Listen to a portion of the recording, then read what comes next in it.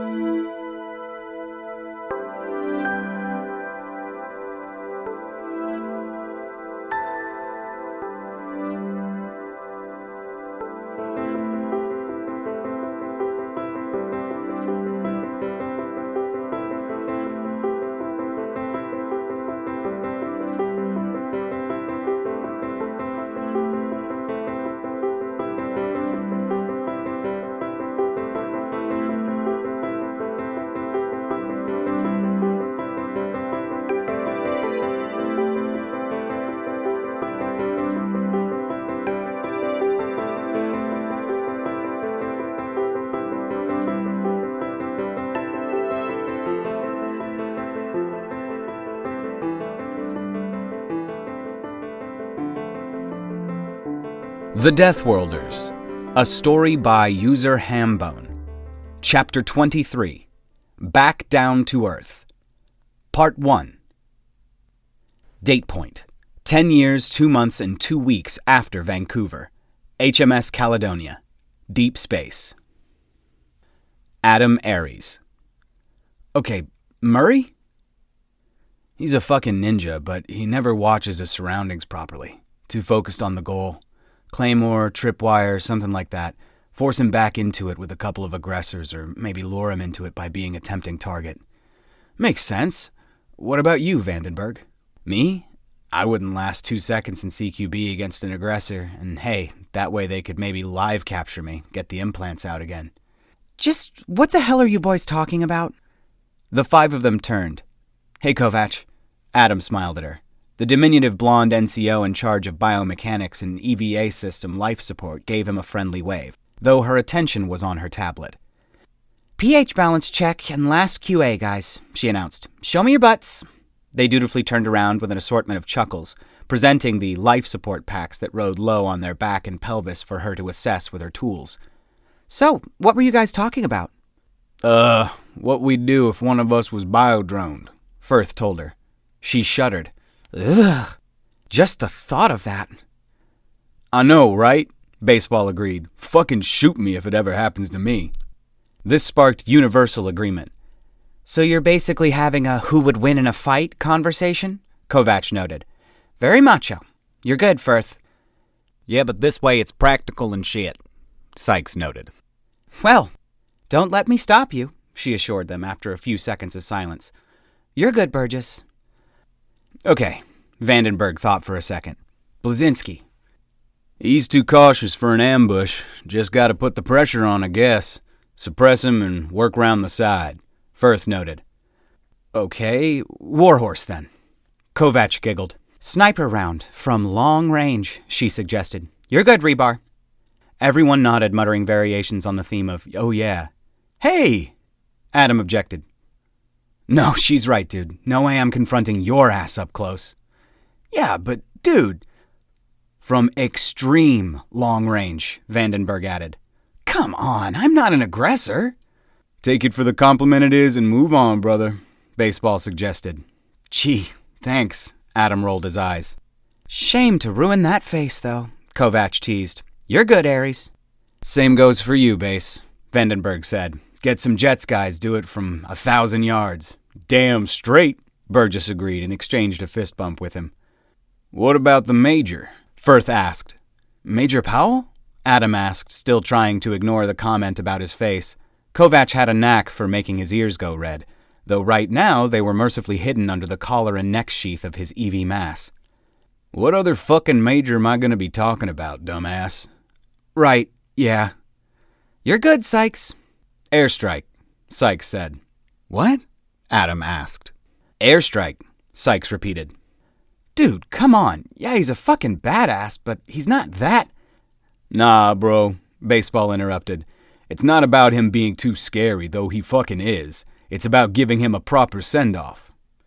You're right, Adam agreed. He deserved nothing less. Nuke the site from orbit, Firth nodded. It's the only way to be sure. Kovac finished for him. Helmets and masks on, boys. They scooped the helmets up and put them on, pushing them down firmly until they engaged with the rigid component of the seal at the back of the skull with a sharp clack.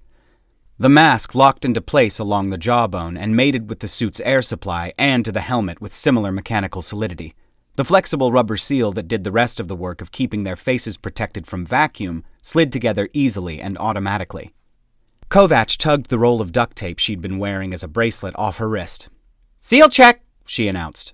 This was a simple ritual. Each man carefully examined the seal of the man beside him and announced it was good with a ringing slap to the helmet.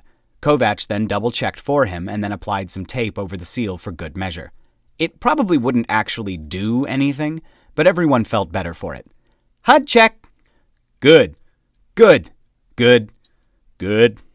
Good. All good. She tapped the large button on her helmet. KMP check. The spacewalkers stood and jolted in place a bit as they used the controls on their wrists to test their kinetic maneuvering packs, and another round of good was called.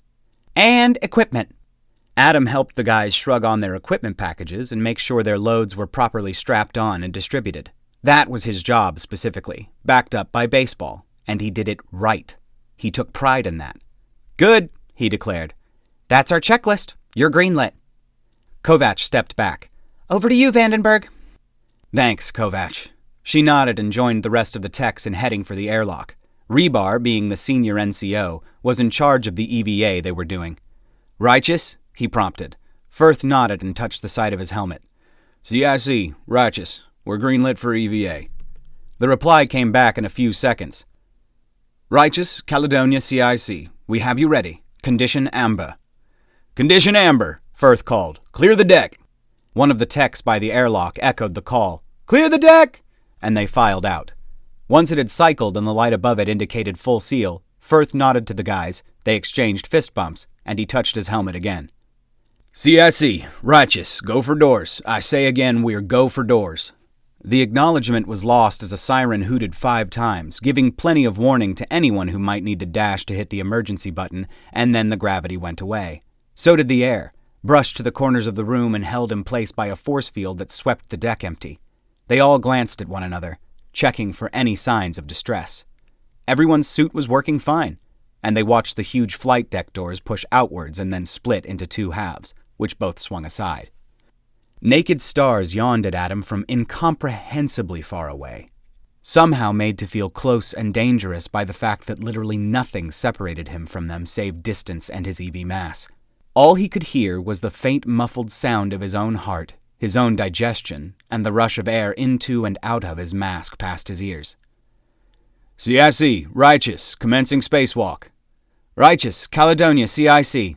Have fun.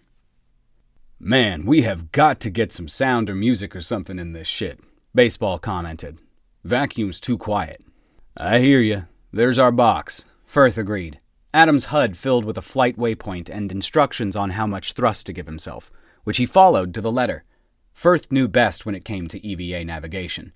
Caledonia threw a spotlight on their target as they got close to it. A round vehicle, the proportionate shape of a hockey puck, but 20 feet across and bright blue, covered in alien labels and script. One standard Type 3 Dominion life raft. Without the light, both it and the bulk of their mothership would have been damn near invisible. The human eye had never really been designed for the lighting conditions in interstellar space, some light years from the nearest star. In fact, aside from the spotlight and the blinking beacon atop the life raft, the nearest and brightest point of light was the gravity spike that Caledonia had deployed to catch the tiny craft so that it could be brought aboard. They swung into place. As Firth set up shop notionally above the life raft to keep an eye on its velocity relative to Caledonia, Adam went with Sykes and Burgess joined Vandenberg in approaching antipodal spots on the rim of the little craft, where the 2 defenders set to work welding larger versions of their suits' KMPs to it, while the protectors held them in place. It didn't take long before Rebar reported, "Done," prompting a quiet cuss from Sykes. Done. I owe you 50. Damn right you do. Righteous, over to you. The 5 of them settled on the life raft and held on as Firth took over piloting it, into Caledonia's waiting flight deck. As they crossed the threshold, Firth made a satisfied noise over the comms. Okay, Caledonia CIC. Righteous, we're in the bay. Close the doors. Warhorse, you may as well wake him up. Adam gave him a clear thumbs up and used the computer on the inside of his wrist to connect to the life raft's comms, a process which automatically shut down the stasis field within. "Hello in there," he announced.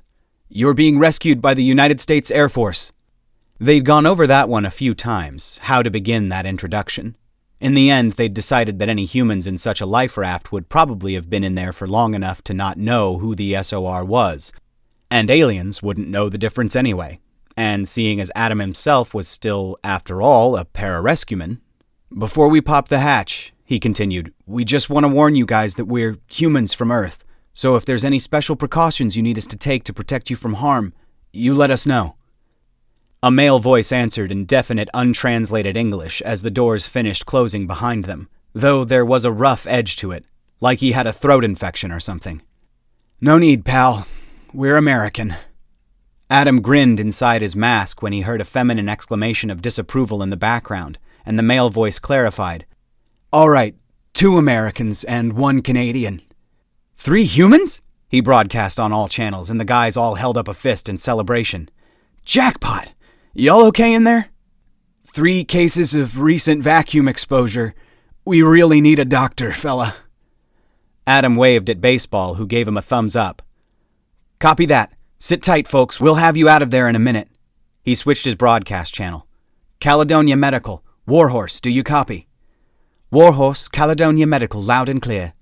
"Life raft contains 3 human wounded, 0 Echo Tangos. 3 cases of recent vacuum decompression, probable pulmonary edema, ebulism, and DCS. Possible pleural effusion. Baseball and I will triage ventilation on standby, please." "Wilco, Warhorse." "SOR, standby for lunar gravity." Adam swung himself out from the life raft to arm's length, and together they fell gently onto the deck at 1/6 of a G. Pressure returned with a thump, and as soon as the raft was down on the deck and safe, the gravity ramped up to 1 G. 2 lights over the main flight deck doors turned green. "2 on the board," Firth announced, no longer needing the radio. "Rebar, we're good to break seal." "Clear to break seals," Vandenberg acknowledged. "Get 'em off, guys." Adam got his helmet off as fast as he could and hit the door release even as the first of Caledonia's medical staff came squeezing through the airlock onto the flight deck with trolleys and life support equipment. The occupants were in a bad way. The fit-looking tan dude in the back had badly bloodshot eyes but seemed to be breathing fine. The whipcord athletic blonde woman to his right was coughing pink froth, but most worrying of all was the young Asian woman in the front. She was barely moving and he could see clear signs of shock. "Shit! You guys weren't kidding about the medical attention," he said, and hauled himself in with them. "You should see the other guy," the blonde told him. Bueno. He turned back out the door, using the excuse of talking to the people outside to cover prepping a dose of anesthetic. The Chinese girl was going to need to go on life support immediately, and for that she needed to be asleep. Not for the first time, he wished that they were authorized to use Crew D for first aid. "Base, get the blonde patient. She looks edemic," he instructed. "Rebar, I'm gonna need that board there." Vandenberg nodded and stepped smartly to retrieve it, so he returned his attention to the Chinese girl. "Hey, can you try and grip my hand for me?" he asked her. Though she was able to raise her hand and sort of grip, there was nothing there in terms of strength, but she was so focused on the task it was simplicity itself to give her the shot with his other hand. She didn't seem to notice. "Okay, that's fine." He accepted the board from Vandenberg. "I'm just gonna get this board under you and we'll get you taken care of, all right?" She nodded weakly as he maneuvered her gently onto it, and he realized she hadn't actually spoken yet. "What's your name?" She frowned. Apparently the anesthetic was kicking in. "I'm Shu. Shu Chang?" Adam didn't allow his surprise to show. Of all the people he could have pulled out of a life raft, he'd found Rigari's friend? Besides, her breathing was definitely too labored for comfort. There was fluid on her lungs, and that needed to be gone sooner rather than later. Surprising coincidences could be handled later. "Nice to meet you, Shu," he told her, as he lifted her easily down from the life raft and onto the waiting trolley. And you?" She was definitely falling asleep now. What's your name?" He took her hand comfortingly. "I'm Adam. Staff Sergeant Adam Aries, USAF Pararescue. he replied. He was pretty sure she was asleep by the end of the sentence. Right, let's get that chest drain in, he told the medics. Date point: 10 years, 2 months, and 2 weeks after Vancouver. The Arabian Sea. Earth. Biodrone. It would have been easy to lose track of the MV Nasarpur without care and attention to detail. The ship was not large, and its running lights were just one of many visible across the open leagues of calm sea. Perfect sailing weather. If there was one thing a biodrone was extremely good at, however, it was sustained attention to detail. The human it had once been could never have summoned the willpower or focus to stare at one target for hours on end, blinking only when biology demanded it. He would have shivered or grown bored or sought conversation. He would have stretched his legs or relieved the insistent pressure in his bladder. Insofar as biodrones could be said to have desires of their own, it might have wished to receive in order to stretch its legs or urinate. No such order was forthcoming, and until a controller deigned to pay it any attention, no such order would be forthcoming. All it had, therefore, was the data provided to it by the ghost of a personality, lacking anything functionally resembling willpower or agency. That ghost was interrogated often when the biodrone was required to blend in. Had it been striving to blend in, the biodrone would have used that information to justify stretching its legs and urinating. But it had received no order to blend in, and so it did not. The order it had received was to watch the ship they were approaching, and so it did. No provision had been made for it to hand off this duty to another biodrone so that it could stretch its legs or urinate, and so it did not. The controllers had not left it with the autonomy to make these decisions for itself, and this was wise of them. If they had, the ghost of its personality would have responded to what had happened to him in the only sane way. It would have screamed and screamed and screamed. The MV Nasarpur was mercifully close. Soon, a controller would make contact and issue an order to prepare for combat. Insofar as the biodrone was capable of looking forward to something, it was looking forward to that order. Urinating had a clear logical role to play in battle preparations. Relief was only one legitimately interpreted order away, and that order was imminent. Until then, it watched the MV Nasarpur. There were 10 of them, biodrone bodies collected from around the geopolitical region collectively known as Middle East. The concept of being in the middle of the direction of prograde was nonsense. But the biodrone was not granted the autonomy to ponder that absurdity. Many more biodrones had been assembled from all across this irrationally named region, but the 10 in this boat were all, for lack of a term that more accurately and satisfactorily encompassed them, soldiers. Fighters, perhaps. Men whose lives had left them proficient in the use of weaponry, though each for very different reasons. 1 or 2 were soldiers indeed, the volunteer agents of a legitimate state's legal monopoly on controlled violence. Others had first raised a gun to protect themselves and their families, and never found an opportunity to put it back down. The rest had taken up arms for religious reasons that the drone's programming simply was not equipped to understand, even if it had been granted leave to try.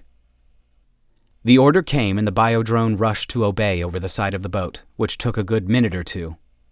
Parameters flooded in as it did so, data about the layout of the target ship, how many men were on board, their armament and training, their exact locations, the location of the cargo they were protecting. The drones conferred, bypassing crude language to form a network which evaluated the unique skills each one had inherited from the human it had once been, and liaised this information back to a central controller, which ran a rapid fire of thousands of different simulations based on their suggestions, keeping the most successful, permutating upon them, combining them, throwing raw processing power at them until it had arrived at the most effective approach, which carried a maximal probability of satisfying all mission objectives. That approach hinged upon 2 simple truths. The first was that their vehicle was invisible to the radar of the ship's trailing MV Nasarpur at a discrete distance, and produced almost no audible noise, certainly not any that would be heard over MV Nasarpur's own engines. The second was that biodrones were expendable. Everything was timed down to the second. Their boat pulled up alongside the Nasarpur, and 3 of the biodrones boarded her using grapples, rope ascenders, and a muscular boost from their fellows to scale the merchant vessel's curving flank. 3 more were delivered a little further forward, and the last 4 boarded the ship at its nose. Or tried to. One of the biodrones turned out to have had a higher estimation of its abilities in life than was actually warranted, and plunged into the water, never to resurface. None of the others paid any attention beyond adjusting their plan of attack to account for the loss. The drone that had needed to urinate was among the 3 that reached the deck at the prow. Theirs was simultaneously the most important part of the raid and also the easiest. They were tasked with disrupting the ship's ability to call for help. This had to be done first, and it had to be done silently. It involved ghosting up 3 flights of stairs to a mid-level door on the ship's forward tower. An unfortunate crewman was stabbed before he even finished turning to see who was opening it. As for the radio equipment, there were 3 men in that room, none of whom were alert for danger, all of whom were bored and undisciplined. Military they may have been and trusted, but all of their careful preparations had simply never accounted for alien activity. The third of them was dead only a second after the first, just enough time for the biodrone that entered the first room to switch aim, backed up by its fellows. The gunfire would draw attention, but instructions from the controller, followed instantly and perfectly, meant that any attempts to radio for a report or to call for distress would meet with failure. The radio wasn't turned off, it was simply turned wrong. The 3 biodrone teams went mobile. Confused sentries on the deck gasped their last, still wondering what was going on, even as 7.62mm rounds ripped through them. Panicked shouting from below deck heralded the arrival of the garrison protecting the ship's cargo, whose haste to fight back led them to blunder straight into grenade tripwire traps and ambushes. As the controller had planned, 2 of the biodrones were killed, sacrificed in distracting the defensive force long enough for their fellows to outflank and enfilade the enemy. Another was sacrificed storming into the last knot of defenders with a brick of high explosives on a 5-second countdown in its arms.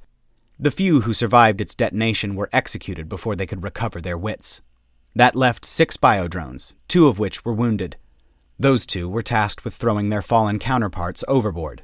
The healthy 4 went to work with hoists, winches, and trolleys, getting the loot they had come to steal up on deck. With no human left on board who had even the mental capacity to shoot at it, the spaceship that had been trailing MV Nasarpur for hours dropped its cloak and lifted the cargo off the deck and into its hold. It remained visible for only 5 seconds. The biodrones had one last task. If it had been able to, the biodrone might have wished not to take this next step, but the controller had given clear instructions. Obedience was inevitable. Within it, what might have been the last shred of a human being reflected that at least he would soon be released. Words that meant nothing to the biodrone's guiding programming drifted through its head like a passing thought, consigning the soul of its body's former owner to Allah. Together the biodrones vaulted the rail and sank. The rings of white water they made when they hit were barely worthy of comment next to the disruption caused by the merchant vessel's own wake. 20 minutes later, when a helicopter full of Marines from PNS Zulfikar arrived in response to a failure to make routine contact, they found only the corpses of their comrades and a worrying absence of the ship's cargo. Date point: 10 years, 2 months, and 2 weeks after Vancouver.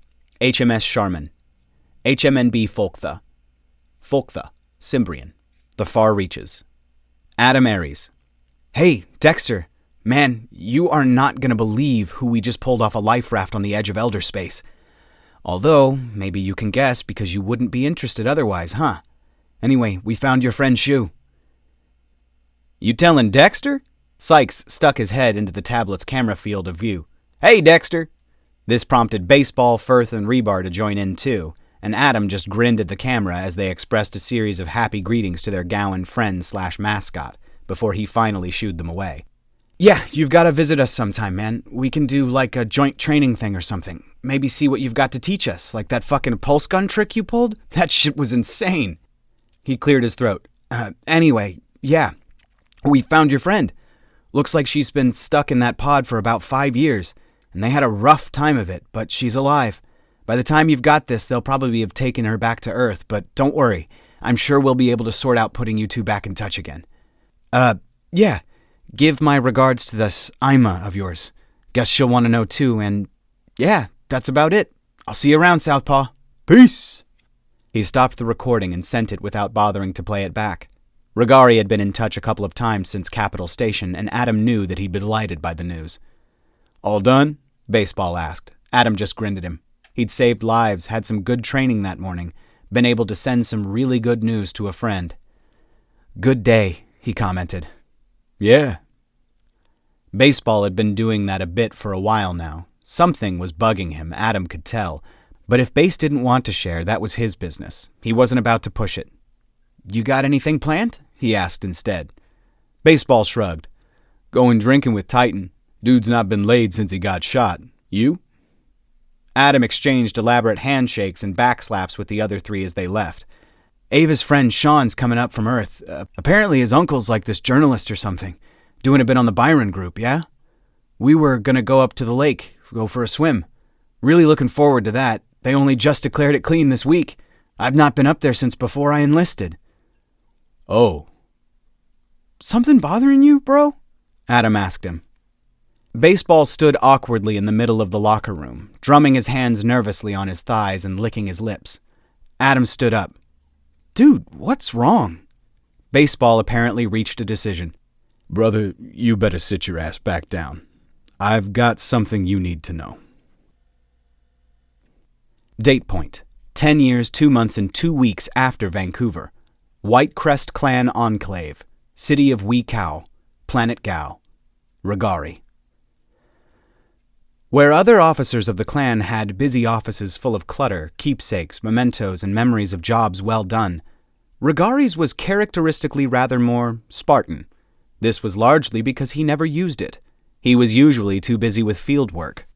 Whitecrest was all about security on a big scale, and that meant intelligence, information, data, and the correlations and relations between those data. Most of the most important of that data crunching went on right here in the clan enclave, a subtle edifice of geometric shapes clad in tuckwood and greenish glass, separated from the bustle of the city of Wee Cow by a low stone wall, a decorative moat, and some well-groomed parkland. It was a fittingly prestigious and understated home for a prestigious and understated clan, and its sprawling, warrenous basements were full of officers doing vital, though unglamorous, work. Regari, as a political officer, should not have been among them. The location of his office was a relic of the clan's disfavor, though that had softened over the years as the fathers responsible had retired and as Regari's own influence had grown. His friendship with Guillemai had done wonders for the Whitecrest breeding program, and the fact that he was now forging bonds with a human military unit. Several of the fathers were worried, he suspected. A younger male with that kind of influence, and certainly one with as many cubs as Regari had now sired, was a threat to the established order.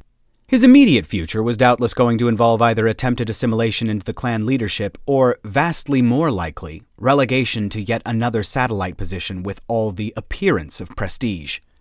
Right now, though, politics ruled the day. That was Regari's job, and Regari was good at his job. Indeed, he'd become even better at it ever since discovering just how modifiable his new cybernetic hand was. Had he worn sleeves, he would literally have had some tricks up them. First and foremost of which were the petabytes of storage space and the holographic projector in his palm. His workstation was literally attached to him, available at an instant's notice. "Yulna's going to win," he declared. Father Tarek, the elderly officer ostensibly responsible for supervising Regari's work, scratched at his ear with an air of skepticism.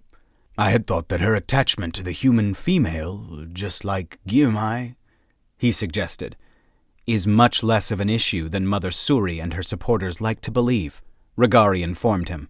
"I had Brother Ruvi conduct a meta-analysis of the Datasphere commentary.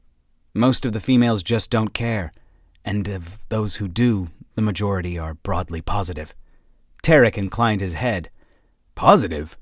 "For reasons ranging from the pragmatic to the compassionate," Regari elaborated. He activated the gesture-based command in his new paw that caused it to project the files in an almost physical format above his palm. With his remaining natural paw, he could select, move, and even throw the files around. Copying them to another device was as simple as throwing them towards said device. This he now did. "That's my full report," he explained, as Tarek studied and accepted the incoming file. "It details my findings, my reasoning, and my supporting evidence. Much as I like and respect Yulna, I've made every effort to remain neutral and unbiased in my assessment, and I am still convinced that Mother Suri has a negligible chance of being the next Mother Supreme." Tarek stood. "I will read it in full and present it to the fathers," he promised. "Your recommendation, I take it, is to side with Yulna?" "The risk to the clan is negligible, and the potential benefits considerable." Tarek made a thoughtful head duck to acknowledge Rigari's point, and let himself out. Rigari gave it a few minutes and toured his office. He used the time in tidying up the minimal mess and examining his few keepsakes, a crystal data wafer full of Shu's precious collection of Earth entertainment, one of Guillaume's walking canes that she had bequeathed to him, and a framed picture, a gift from the SOR, depicting all of them gathered round him and beaming those big, toothy DeathWorlder smiles. Actual pigment printed on paper, a technology so obsolete in Gowan society that it might have been an antique or relic, and obsolete by human standards too, but this one was glossy, crisp, and new. That was enough procrastination. He headed out, locked up his office, combed a bit of stray fur back into place as he jogged down the hall, and let himself into Brother Ruvy's office.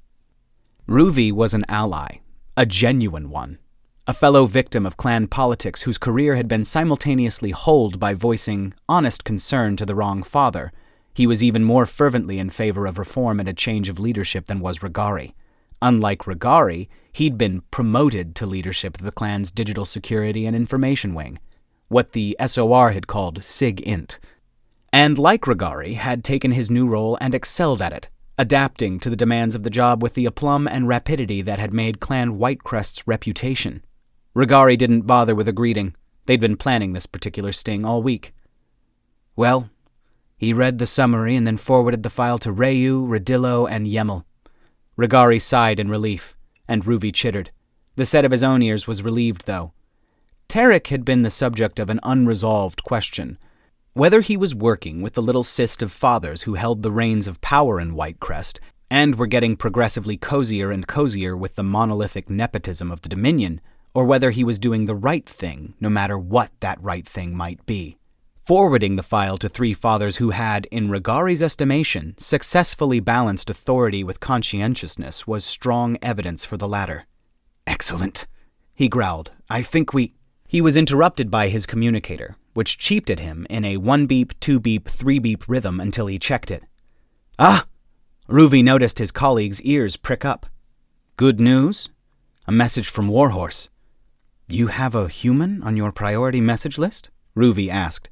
"I have 3 humans on my priority message list," Rigari retorted, and opened the message.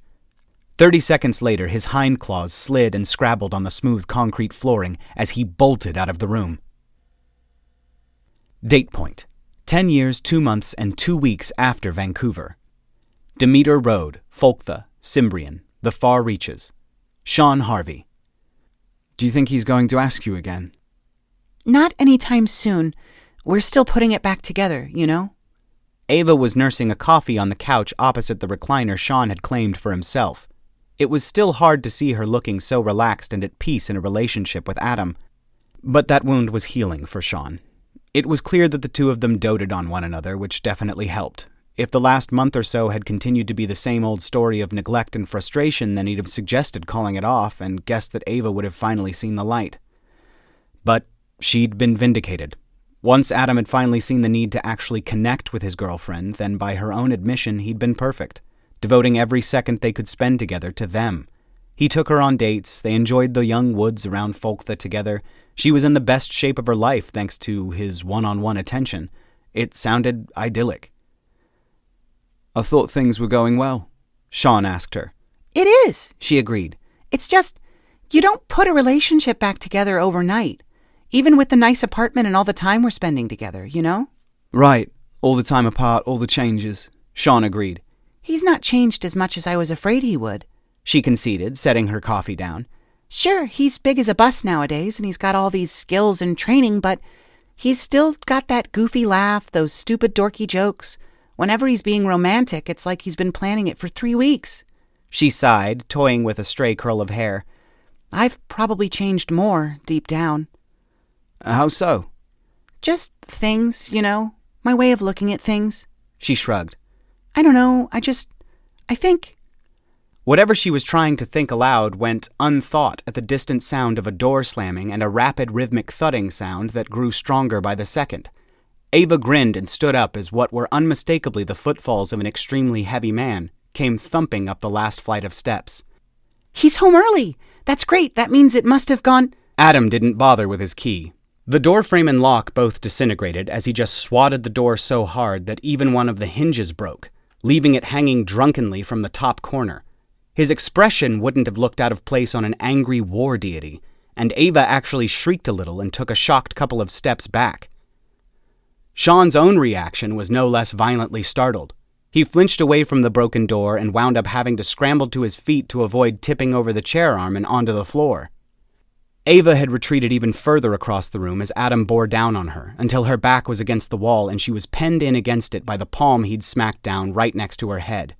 She was wearing an expression that was the very picture of equal parts bewilderment and fright. From where he was standing, Sean couldn't see Adam's face, but he could see the rage simmering in every line of those titanic muscles. For a deadly few seconds, the only sound was the creak of the last tortured hinge swaying back and forth, as Ava's face went from intimidated shock to dawning horror. "Shit," she squeaked. "You know." For all the fury of his entrance, Adam's voice was dangerously quiet and level. "You were stupid enough to talk to baseball," he pointed out. However Ava wanted to respond, it didn't come out except as a silent mouthing of the start of a word, and some desperate looking around, blinking rapidly as she tried to think of what to say. She cowered and gave an involuntary terrified gasp when Adam bunched a fist and drove it into the wall so hard that the plaster caved in. "Where do I start?" he growled. "All this time! And who... was it this skinny shit here?" He rounded on Sean, who backed away, raising his hands as if they'd do any good at warding off somebody who outmassed him a couple of times over. Adam took 3 smart steps forward and immediately had Sean by the front of his shirt, yanking him around so hard that he heard the seams fray. You want to own up to this? Did you?" There was no refuge save for honesty. Sean did the best job he could of straightening and looking Adam in the eye, swallowed, and nodded. He knew neither if his head was about to go the same way as the wall and the door, nor what he might do to stop it if it was. Rather than knocking his block off, Adam just made a disgusted noise and gave him a contemptuously gentle shove, landing Sean on his backside a few feet away. He turned and stalked back to Ava, who'd moved out of the corner he'd trapped her in and was watching him wide-eyed, hunched over and trembling, with her hands hugging her upper arms. "You know what baseball said you said?" he demanded. "He said you don't owe me a fucking apology. What the fuck?" Ava finally found her voice. "Hear me out," she pleaded. This was not apparently what Adam wanted to hear. "Hear you out!" he barked, and she backed away 2 stumbling steps as he took a pace toward her. "Hear you out? Sure, I'll fucking hear you out. You've got 5 seconds to explain yourself, Ava." 4. "Adam, 3. it was that or break up with you," she blurted, finally finding something resembling her confidence again. She was still shaking, but there was an "I'm not going down without a fight" edge to it now. Adam paused in his countdown and just stared at her. For her part, Ava wrung her hands and stared right back, still trembling like a leaf but clearly determined to say her piece. "You're all I have of home," she said. "You and Dad." "Don't you dare call him that!" Adam snarled. "I can't lose you, and I was going to," she forged ahead. "I reached the end of I couldn't do it anymore. I was sending so much your way and getting nothing back, and I ran out. And I had to reach out to somebody." "And you couldn't fucking talk to me?" Adam demanded. "I did," she shot back. Every fucking time, Adam. I told you time after time, and when did you listen? You didn't." "Bullshit!" Adam exploded. Ava's fire was up, and she looked like she was going to keep arguing. But he took another step forward, she backed into the kitchen area, and this time the poor refrigerator took the brunt of his rage, drawing a fearful gasp out of Ava in place of the tirade she'd clearly wanted to unleash. "I listened," he insisted. "But what did you expect me to do? Go AWOL? Is that what you'd want instead? Me in prison and all that time and pain wasted?" Adam prodded her in the chest, hard. She gasped and rubbed at the bruised spot. "I went through hell. And the only thing that got me through was thinking you had my back," he growled. "Broken bones, torn muscles, nearly drowning. Pain, day in, day out, for 5 fucking years. And don't even get me started on some of the nightmares that I've had because of what I've learned." He prodded her again. all while having to put up with the exact same loneliness that you couldn't handle. You think all that time away from you was easy for me? And I've had temptation. Oh yeah, I have. More than a passing little devil. Do you know how easy it is for guys like me to get laid? Well, shut up! The fridge rocked as it suffered further abuse. Do you know how often I gave in? Do you know how often I thought about giving in? Then not even fucking once! In the aftermath of that roar, Sean could have sworn the loudest sound in the room was his own heartbeat. Then Adam's finger curled back from under Ava's nose and his head dropped. Not once. Not even once. Not once, he mourned. Not one single goddamn time, Ava. I did all this for you. To keep you safe, to... He trailed off. Ava was weeping openly now. The fear in her body language was gone. For the first time since Sean had known her, she looked ashamed. But... She put a hand on Adam's face, and he swatted it aside to glare at her again. Adam, all I ever wanted was you. Adam didn't move for a moment. Then he swayed upright, backed off, and gave her a long, slow, tearful appraisal. Right, he grunted. It's all about what you want. Adam! Fuck you, Ava. I don't know what happened to you, but I never fell in love with a selfish, backstabbing whore. Adam! He spun, strode to the door, and put the last hinge out of its misery with a petulant backhand. Get out of my house, he ordered, and was gone. All right, guys, that's going to do it for this one today. Thank you so much for joining me here on this wonderful adventure. We just finished chapter 23. We're finally out on the other side of the love drama. I'm really glad we are. But yeah, guys, we are continuing to push through. We're getting these done. Graygor's got a bunch of them edited right now. They are available mostly for early access on Patreon to $3 and above subscribers.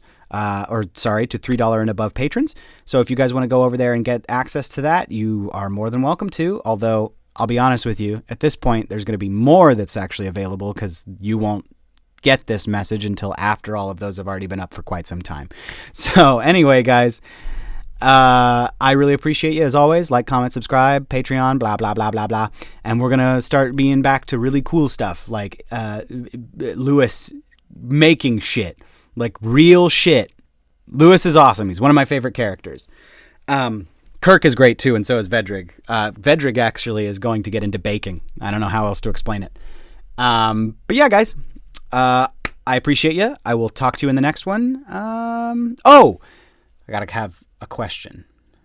You know what? I've never really asked the question about if alien life does exist, why do you think they don't contact us? You know? Why? Is it because we're made of meat? Is it because we're fucking insane? Is it because we're very violent? Is it because death worlds really aren't? Are we really on a death world? I thought about this the other day. Like, just in a normal kind of storm, winds get really high, like 60 miles an hour. Anyway, guys, I will talk to you in the next one. Bye, y'all! Ooh, get me some brownies, buddy. I want some brownies. Sorry, that was talking to stream.